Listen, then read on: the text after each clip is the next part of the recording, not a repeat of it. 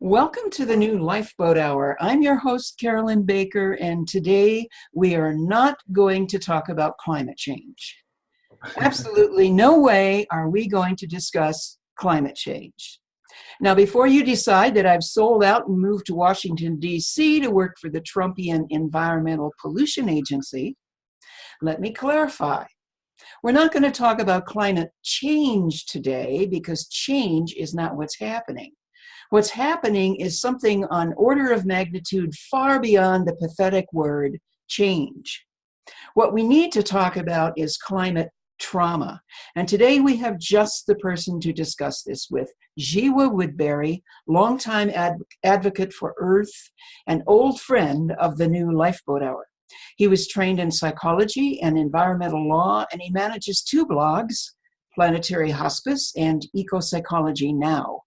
Most recently, Jiwa's academic paper, Climate Trauma Towards a New Taxonomy of Trauma, was published in the Journal of Eco-Psychology. And Jiwa is also the author of Climate Sense, Changing the Way We Think and Feel About Our Climate in Crisis. Jiwa, welcome back to the new Lifeboat Hour. Thanks, Carolyn. It's good to be back. Let me just correct one thing you said. The paper is just in peer review, so it'll be published in a future edition of Eco-Psychology. Okay, very good. But people can access it now online, can they not? The draft of the paper is available on academia, Okay. whatever that is, edu. So Yeah. scholars or people that have access to that. Okay. Very good. Well, I understand you recently, or at least since the last time we spoke, moved from Boise to Missoula, and I understand that's better for you, correct? Oh yeah, I'm happy here in Big Sky Country. It's always felt, this is my second go around here in Missoula, and the thing that I love about it is that it's kind of off the cultural grid, as much as you can be and still be in the lower 48. Right. And coming back to Montana has been a little bit like jumping out of the fishbowl of American society into a more natural world of Norman McLean's river runs through it. Things just are different here. Good. I'm glad the move was good for you. Yeah. And I'd like to begin with your academic paper on climate trauma. I firmly believe that even if we took climate trauma out of the picture, we're obviously living in a highly traumatized culture, and we have been for decades. The great trauma of my child, of course, was the Cold War and the threat of a nuclear exchange between the United States and the Soviet Union or China. And, nuclear exchange is still a threat, of course, but as industrial civilization has gone mad with growth, and as we see it collapsing around us on so many levels, we have an additional trauma related to the murder of the planet by industrial civilization and the reality of the sixth great extinction. So, even if we never listen to the news again in our lives or ever read another book, climate trauma influences us. So I'd like you to talk about the new level of climate trauma that takes us far beyond those words, climate change. Yeah. Well, the world clock, I think, is back close to midnight, the last I heard. So we're once again looking at the possibility of nuclear war that you grew up with, not to mention the continuing onslaught of Fukushima. And so the childhood trauma of your peer group is active again now. Mm-hmm. For me, it was more a little just slightly after that, but the assassinations of John Kennedy and Martin Luther King and Bobby Kennedy, the latter two coinciding with Kent State and Mayor Daley's police riots at the Chicago Democratic Convention, which is my hometown. Which, by the way, I was very involved with those and affected by those and traumatized by those. And, they live deep in my nervous system. Yeah, I think for all of us who went through that, it's become apparent. It only became apparent to me in recent years, how much I'm still affected by the assassination of John F. Kennedy, that was That was just everything changed, you know. And so so that was a time of great social and political upheaval, and it feels quite present right now in the Never Again movement against gun violence, with this next generation deciding they can no longer bear the unresolved trauma that we've passed down to them, involving gun violence, and the continual threat of that their normal childhoods are going to be disrupted. So, you know, as we know, as you and I know, generational trauma, which is passed on genetically, only increases in intensity with each successive generation that it's passed down to, until it's no longer bearable and must be resolved, and a new solution. And that's exactly what we see Emma Gonzalez and those kids advocating for. Yeah. And it's been so inspiring how open they are about expressing the trauma. You know, I mean, on social media, she just goes on there and says, this is it, you know, like, this is trauma. And she evokes it so beautifully. And it's incredible to me, you know, how that generation is rising up. But it isn't just these particular unresolved traumas that we're seeing. The Me Too movement is saying enough subjugation of women by powerful men. We're not going to take it anymore, which is challenging the whole patriarchal power paradigm that's defined our civilization from the beginning. The Black Lives Matter movement and tearing down Civil War monuments, all magnified by having a white supremacist in the White House, is once again forcefully raising this unresolved issue of slavery and Jim Crow and reparations. Right. Standing Rock triggered a global movement of indigenous peoples that are still traumatized quite severely here in America by genocide. Yes. And they're rising as protectors, showing us all a new way of advocacy on the Earth's behalf.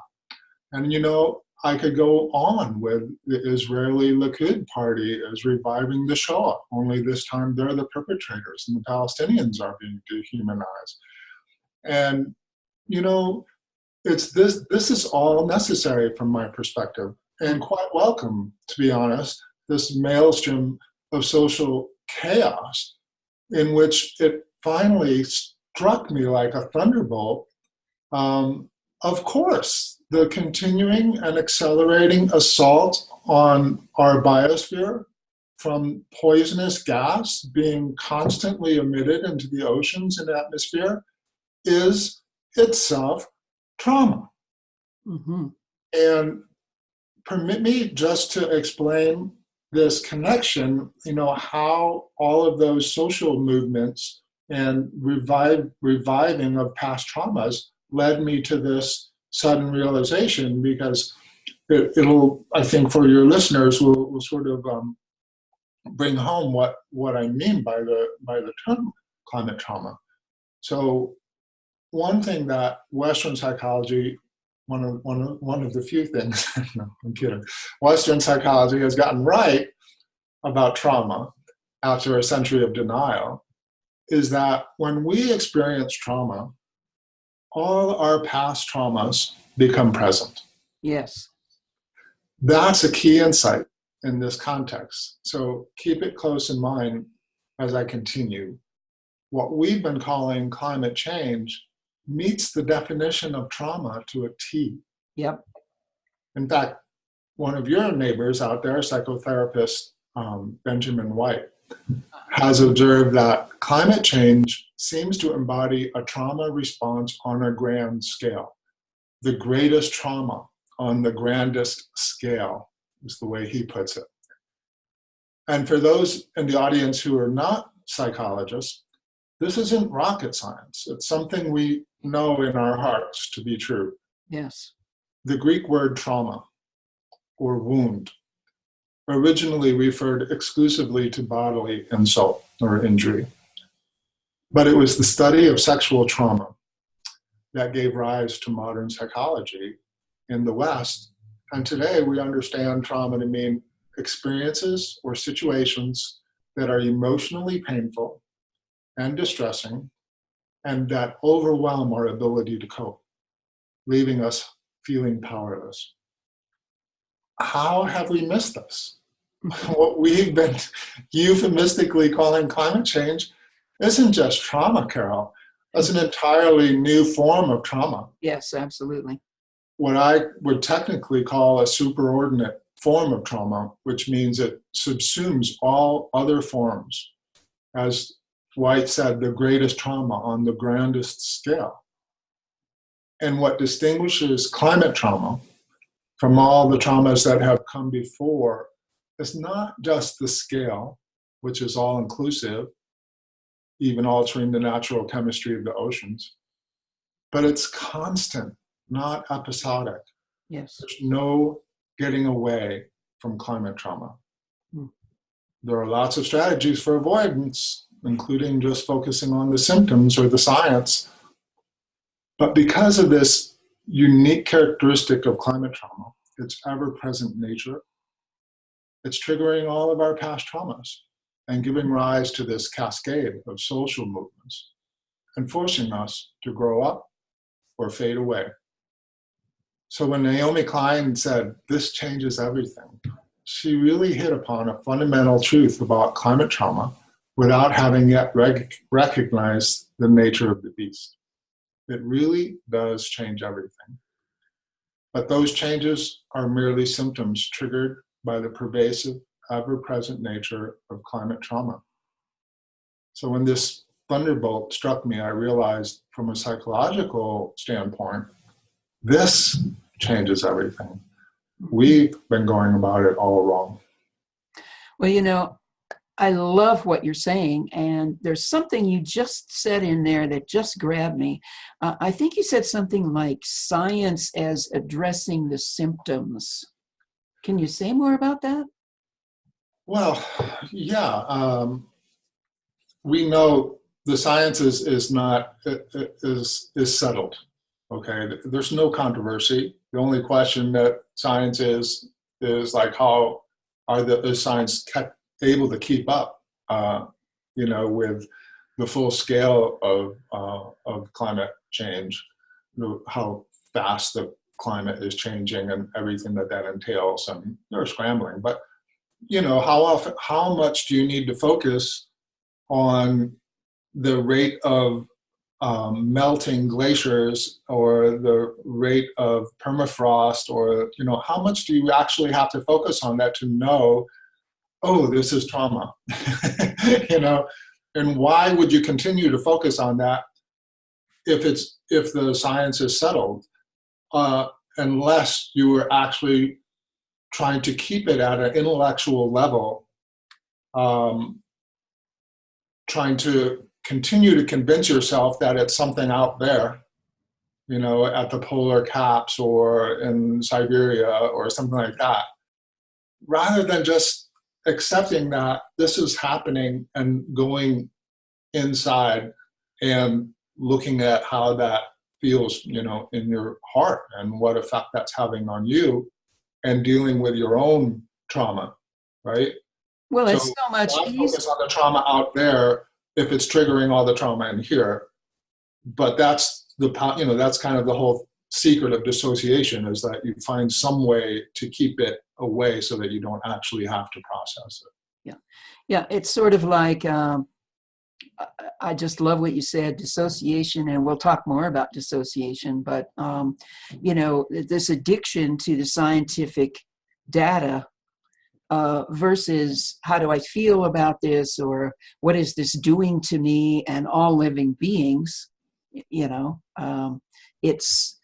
you're the first person who's articulated this. I've been thinking it for a long time, but you are really articulating it in such a beautiful way, and I thank you for it.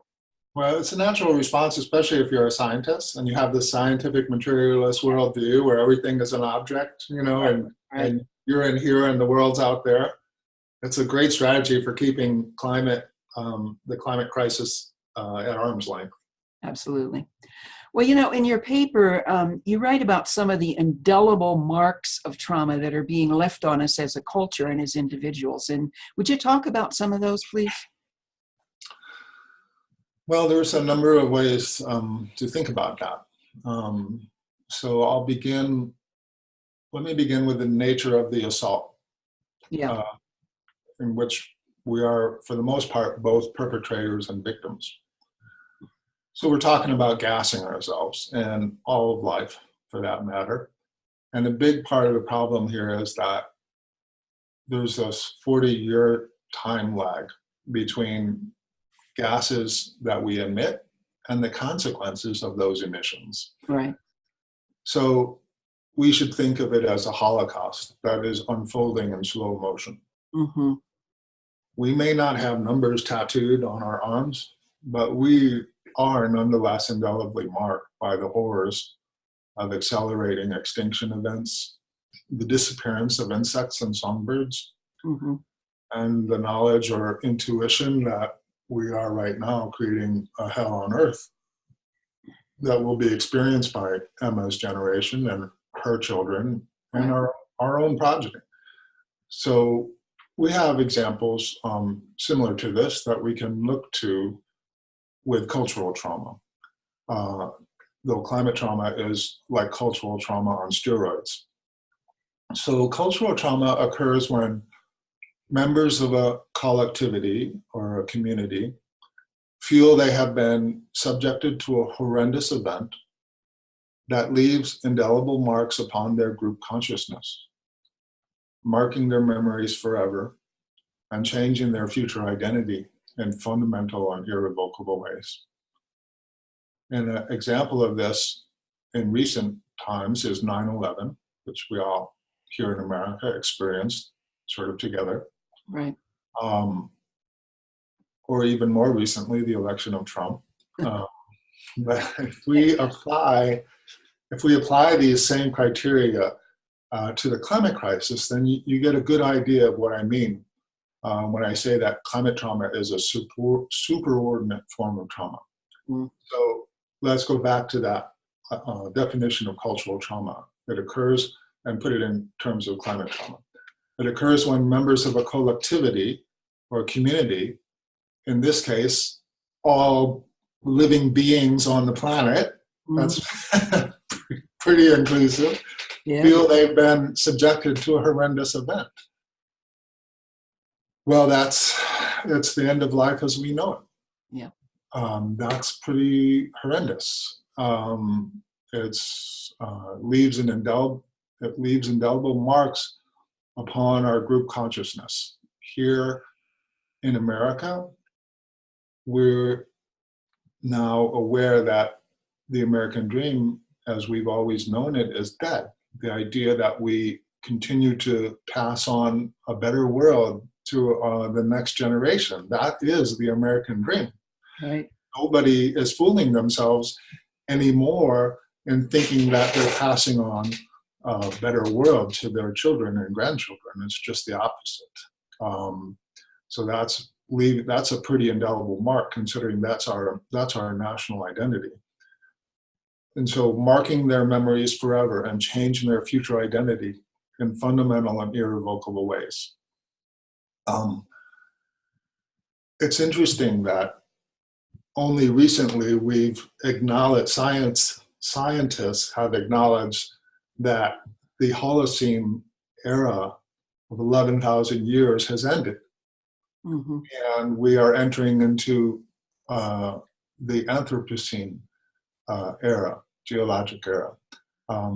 What's interesting to me about that is they place the time back 50 years to the first successful nuclear detonation in the White Sands Desert. That's when the markers show up that future, if there is a future, generations looking at geologic layers will say, oh, something different, something's changed here.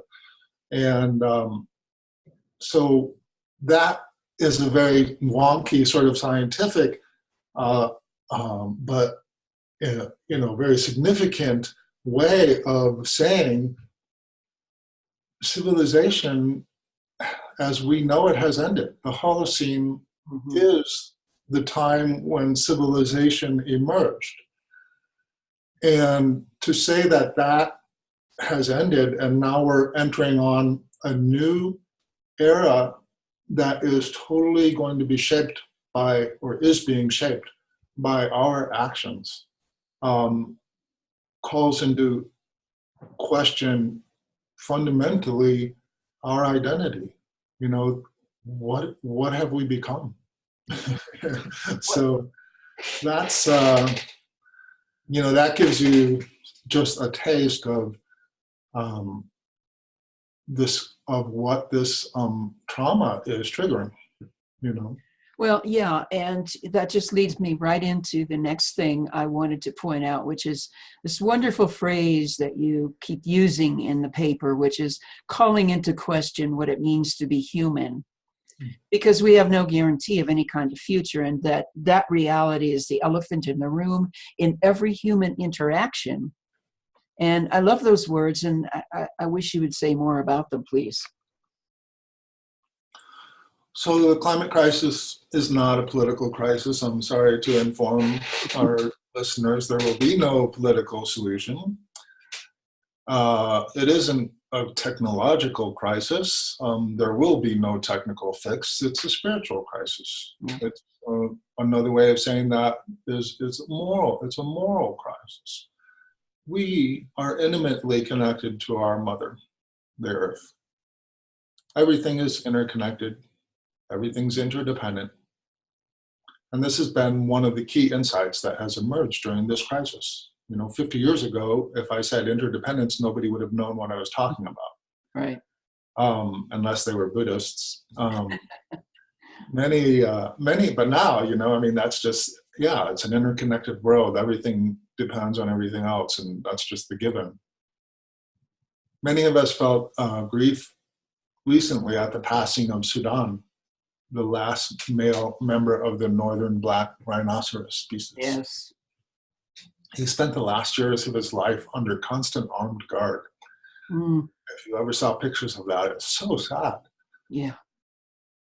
We humans like to think of ourselves as humane. And when a species goes extinct, it diminishes us as a species. Part of us dies. And if you're awake and aware, you feel that. If not, you take an antidepressant or an opioid or escape into virtual reality or otherwise numb your heart and mind to the pain. Right. It's another way of saying you feeling it, you just don't want to acknowledge it. Mm-hmm. So elephants have maybe 10 years left before they disappear from the face of the earth. It's my favorite species, actually. Yes. I think they're actually more intelligent than we are. Mm-hmm. And objectively, that appears to be true. The water holes that they depend upon to survive droughts are drying up, and those droughts are not breaking. And hippos and giraffes and gorillas are sure to follow. Yeah. And closer to my home and my heart, bison and grizzly bears and wolves are quite likely to survive climate trauma. And the oceans, oh my, will be devoid of fish in 3 decades' time. Right. That is the track that we're currently on. So what does it mean to be humane? What are humans in a world without lions and tigers and elephants? And so you have the Pope, from my Buddhist way of thinking, a clear reincarnation of Saint Francis, the patron saint of the animal kingdom. Yeah, it would seem, yes. Calling on us to engage in dialogue in response to the climate crisis. And what does he want us to talk about? What does it mean to be human? Are we still moral creatures? And so we need to answer that call from the Pope in our own communities. It's not a religious thing. You don't have to go to Catholic Church. It's a spiritual endeavor. He's speaking to everybody. And it's our moral obligation to engage in that conversation, just like we're doing here, Carol. And I thank you for keeping the lifeboat afloat. Well, thank you. And today, folks, I'm speaking with author and eco-psychologist Gia Woodbury, who's recently published a paper on climate trauma in the Journal of Eco-Psychology, or actually it will be in the Journal of Eco-Psychology soon. And we're discussing that paper today. As most of you know, this podcast is a labor of love for which there's no charge or subscription fee, but I would greatly appreciate your leaving a donation when you listen or share as an expression of gratitude for this work. Thank you for that. And know that I deeply appreciate your support. And I'm so glad that I can come each week or whenever I do a podcast and have these rich, juicy conversations with people like Jiwa. So I want to go back to our conversation, Jiwa. You also talk about dissociation, which you mentioned a few minutes ago, in the face of emotional overwhelm and the inability to see our world clearly. This is such an important and relevant topic, and I'd really like you to speak to this reality in our culture. Well, you really need to have Benjamin White on your program, don't you? Yeah, I guess I do. Yeah. I'll be asking for his contact information later. His paper was in the long emergency special edition of the Eco-Psychology Journal a couple of years back, along with a paper that I did on the cosmic bomb.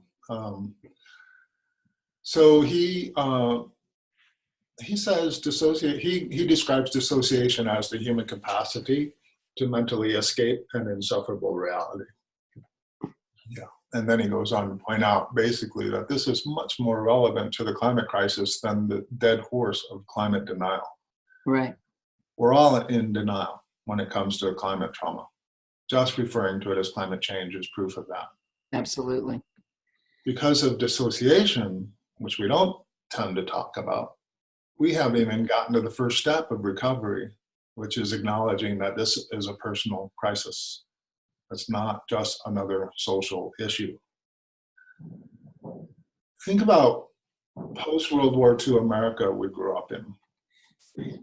If your parents, Carol, were anything like mine, they couldn't socialize without hard liquor, and nobody thought anything of helping an inebriated man get behind the wheel of his car to get him home. Mm-hmm. Those boys brought the trauma of war home with them. They sure did. And society was a form of self-medication. Mm-hmm. But finally, with the advent of AA, people began to admit they had a problem. And almost overnight, fermented spirits took the place largely of distilled spirits in social situations, and smoking in public places became taboo, which I never would have believed growing up. Right. And the stigma of seeking psychological counseling disappeared. Mm-hmm. So all of that began with admitting we have a problem. I have a problem. I like to start this conversation that the Pope is referring to by saying, my name is Jiwa, and I'm having a climate crisis. Yeah. Absolutely. Well, speaking of that, as you know, my work for the past decade, similar to the work of Joanna Macy, has been focused on providing people with the emotional and spiritual tools, and you mentioned several in the last answer, the emotional and spiritual tools that are needed to navigate the current and future trauma of the climate catastrophe and the collapse of systems. And I've more recently begun collaborating with my colleague Dean Walker in Ashland, Oregon, to create a body of work called Living Resilience, which people can learn more about at livingresilience.net. And, you know, since psychotherapy has become almost inaccessible for many people, most don't have the luxury of doing long-term therapeutic work on trauma. So Dean and I are aware of this, which is why our work is employing a host of tools to help people deal with the emotional and spiritual repercussions of collapse and climate catastrophe. So as a practitioner of Buddhism and someone trained in psychology, I'm wondering what strategies you see as vital for helping people cope with climate and other kinds of trauma. Well, first of all, thank you so much for doing that vital work. I know it's really hard in a culture that's dissociative, you know, we're kind of catalysts for a social movement that's just getting started. And yes. At this point, we're still at the stage where no good deed goes unpunished. So I think. Absolutely. But this is this is where I get to share with you and your viewers the good news Yeah. as I see it. And I think, as I think you know, I've been saying for some time now that the path of recovery for the climate crisis is paved with truth and reconciliation. Mm-hmm. We have the example of South Africa coming out of trauma of apartheid with government-sponsored truth and reconciliation panels. Mm-hmm. Of course, if we wait for our government to undertake such a process, we're screwed. So, guess what? We're not waiting. That's right. As a general matter, while it is still quite messy, I just want to suggest that the rapid rising of these social movements, and it seems like there's a new one every few months, is sparking a culture of truth and reconciliation in the sphere of public discourse. People are talking about power and sex. Yep. People are talking about prisons as a new form of slavery. Mm-hmm. And the insanity of assault weapons everywhere. Mm-hmm. So truth and reconciliation is a sequential process. And clearly, we are at the stage of facing up to difficult truths right now. If we can do that, reconciliation will naturally follow. More specifically, so that's sort of a lens of looking through at all the political tumult that we see around us. Right. And a way of engaging with that and realizing you're doing the work of climate trauma recovery. But more specifically, I want to recommend two current and poignant examples of truth and reconciliation, which I've only come across in the last few days, in the last week. The most recent episode of 60 Minutes, which I hardly ever watch, so it's sort of fortuitous that I even had it on, included a report from Oprah, who I didn't even know was on 60 Minutes, on a new monument to the lynchings of the Jim Crow era, which is the culmination of a truth and reconciliation process begun by lawyers seeking to free Blacks wrongly accused of horrible crimes through DNA analysis. There's a new movie that has just been made freely available online, because watching this movie allows us to participate in the healing of truth and reconciliation for Native Americans. It's called Dakota 38. All right.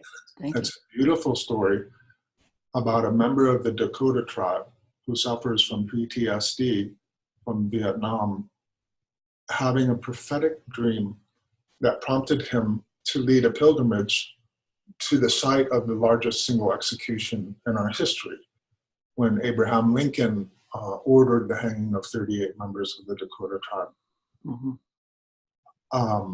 I've posted links to both of these on my Planetary Hospice Facebook page. Great. And I'm encouraging anyone who feels traumatized by climate trauma to take the time to watch Oprah's report and Dakota 38 to spark the healing process in themselves and their families and in their communities. It may sound kind of indirect or arbitrary to people, but believe me, if you make the effort, it'll resonate with this approach. It does no good and maybe even harms us to dwell on science and climate change, as we've talked, but recognize instead that our Mother Earth is calling us home and is prompting us to reconnect with our own human nature. And that begins with engaging in these messy social movements and finding a place of healing within ourselves, within our families, and within our communities.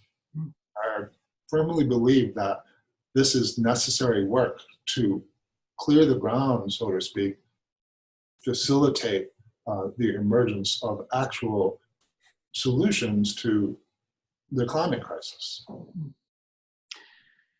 I'm totally with you on that. And would you repeat again, that was this last Sunday night, the date of which was April 8th, I believe, and that was 60 Minutes. It was on there this last Sunday night, 60 Minutes, April 8th. And then Dakota 38, is that on Netflix? It's on YouTube. On YouTube. Oh, okay. Very good. Very Yeah. It's so beautiful. Amazing. Thank you so much for that. And I just have one last question, which is there anything else you'd like to add to our conversation? Yeah, there is actually. Okay. Why am I not surprised? I've begun to notice a pattern in talking about this topic. I'm curious if you're noticing this, that people who engage with it and get it are predominantly women. And the men, who I think should get it, still tend to shut down when I talk about things like climate trauma. Mm-hmm. And I've been giving this a lot of thought. Mm-hmm. And I think it confirms what I've long suspected, that we're connected through the psyche, through our psyche, to Earth. And the biggest trauma that preceded climate trauma was our separation from the natural world. Well, that separation was almost exclusively a male phenomenon. Yeah. I believe Harry Truman was responsible for cutting the umbilical cord. And the reason that connects us to Mother Earth, and the reason that men shut down is because we have such a hard time admitting that we've failed as providers and protectors, because that's our role. And climate crisis basically is showing we messed up. Yeah. Women, by contrast, remain quite directly connected to the Earth because of their procreative and nurturing roles in society. And the reason that I'm bringing this up is that I think women have to recognize that they have a special role to play here as spiritual midwives in recovering from climate trauma. Women need to take the lead in starting these necessary and healing conversations and bringing their partners and sons and fathers into dialogue. And fortunately, my experience is that women are a lot more verbal than men anyway. So I think that this role suits them. But I'd really love to see the Me Too movement morph into the Her Too movement, her being our mother, Earth. Mm-hmm. And just in case you're wondering, because it certainly was, at first I thought, well, how did I end up being in this position? I'm a man. And speaking personally, I can tell you that I was profoundly changed and feminized by spending 4 months in the Alps of New Zealand meditating on rocks and by rivers and on the mountaintops. So I had to make a special effort to develop a relationship with my own inner anima, with the goddess in nature, which is how I related that experience. And I've had to continue cultivating that ever since. So most of my insights into climate psychology, like climate trauma, have come in meditation practice or in nature, walking in nature. And so I guess what I'm suggesting is that we have to send all the men into the woods and let women take control of the government. Sounds like a plan to me. Tell me though, has that been similar to your experience? Yeah, it very much resonates with my experience. And, in my coaching and when I do workshops, I'm just real adamant about helping people. And most people need a lot of help. I think men more than women.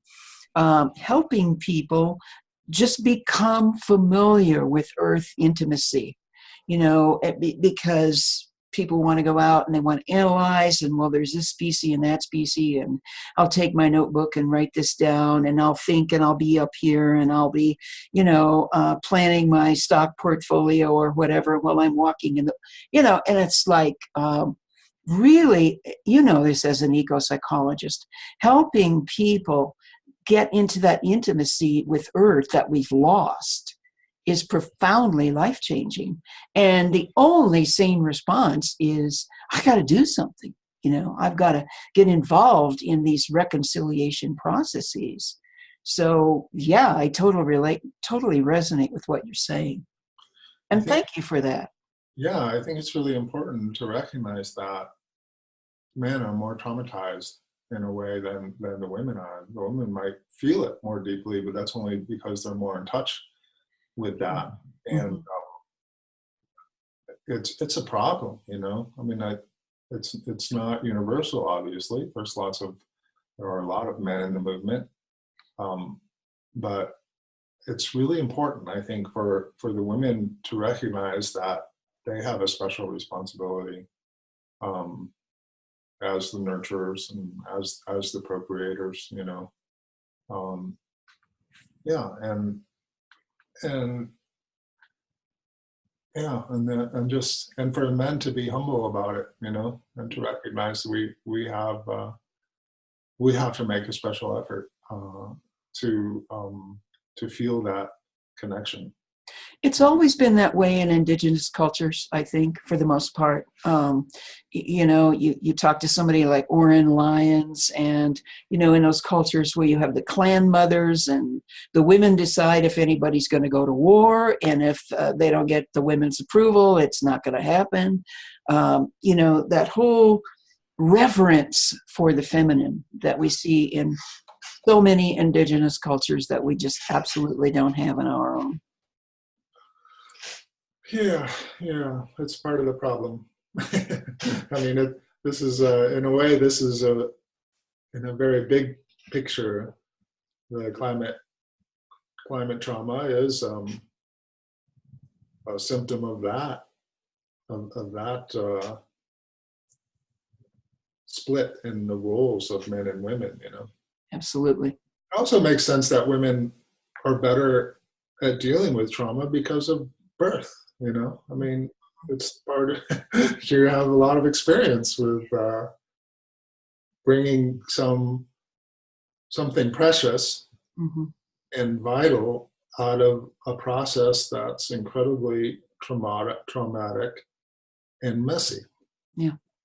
And that's where we are as a species right now, right? So. Beautiful metaphor. Yeah. Also, if we still have time, We do.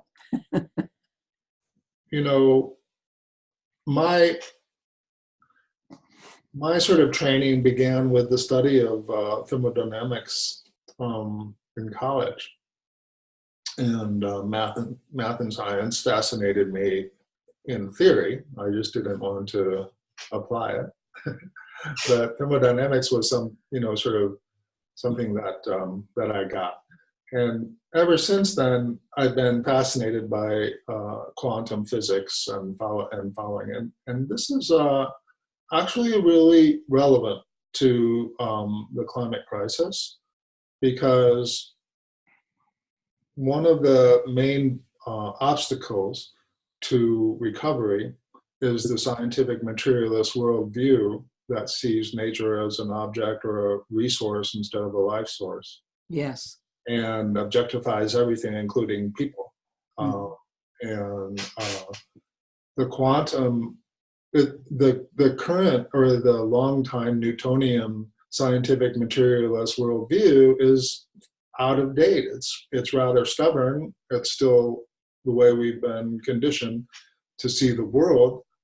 But what's new and emerging is this sort of quantum worldview, which sees everything as interconnected, and actually, you can reduce, and I've seen quantum physicists do this, you can reduce all of quantum physics down to this one statement, which is that there are no things. When you talk about everything, there are no things, there are only relations. Yes. Right?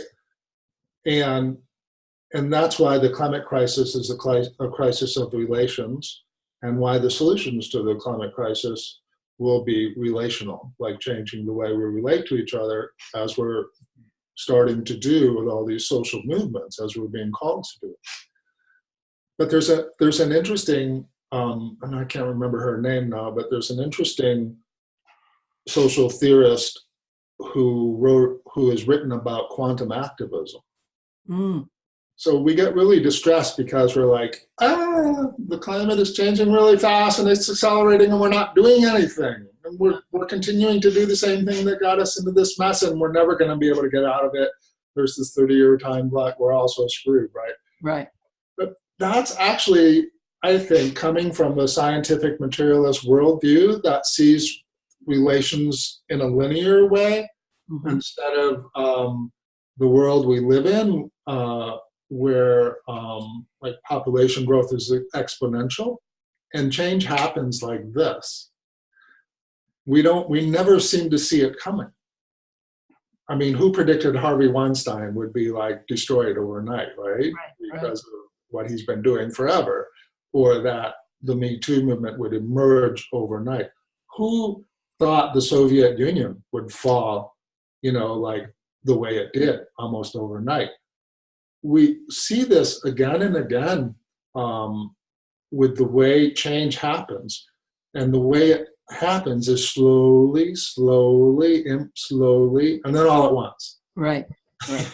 And so this is actually quite hopeful, because if you see what's happening with all these social movements as that the beginning of the Truth and Reconciliation process, and if you engage in your local communities in regenerative agriculture through your farmers markets, or start study groups to talk about climate trauma and how all of this is affecting you and your family and how you feel about it. If we start, and we are doing this, I find this hard to believe, but Paul Hawken, estimates that there are over 4 million little community groups like this. So what climate activism talks about is that we don't need to network with each other. We just need to act in our own communities. And that's where the change happens non-locally. So all of our actions at a local level have consequences that are non-local, meaning not limited in space. So we see this biologically. What's that called? Geomorphology? Or, no, not geomorphology. I don't know. At biological levels, or even like the transcendentalists, Emerson and Thoreau saw this, that you have this idea and you think it's your idea, and then you find out somebody else had that same, or changing, radical idea somewhere else at the same time. Yeah. So we see that these small actions at a local level affect the whole network, like the butterfly effect, right? Can trigger these big changes systemically, but it doesn't happen on our time schedule. It only happens in our hearts and in our relationships. And if we all do our part in our communities to build, to engage in those kind of meaningful relationships, and to process climate trauma, to process all the traumas that are triggered by climate trauma. If we start doing that in our living rooms and in our cafes and at our farmers markets, someday we will get to that point where everything just changes overnight. And it'll be like, wow, all of a sudden, governments get it, and, politicians are doing what they should have been doing all along. And, the change will come from us. It's not going to come from them, Definitely And not. that's the beauty of quantum activism. And it's a different way of approaching the problem, and it totally avoids the kind of despair and that we're seeing a lot in the movement. because of the political recalcitrance and, oh my God, we've got Donald Trump now and the Environmental Destruction Agency. You know, it looks, if you focus at that level, it looks hopeless. Mm-hmm. And Joanna Macy likes to talk about this too. If you focus at the level of where that you live, where things are real, then it's quite hopeful. And I don't think, as someone who's grown up in a privileged, you know, incredibly privileged life, I think it's I don't know if it's Diane Fossey or somebody, Jane Goodall, says we the privileged have a moral obligation to be optimistic. Mm. We can't not be optimistic.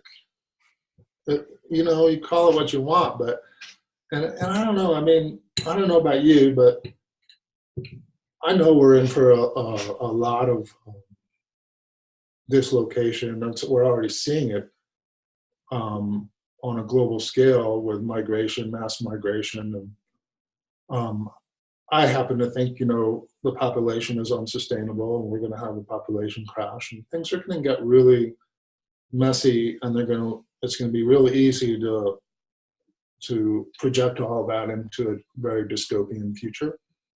But I have faith in the earth as a living organism that's calling us home, and it's the way she's calling us home is through all of this messy social upheaval, and that's exactly how change happens.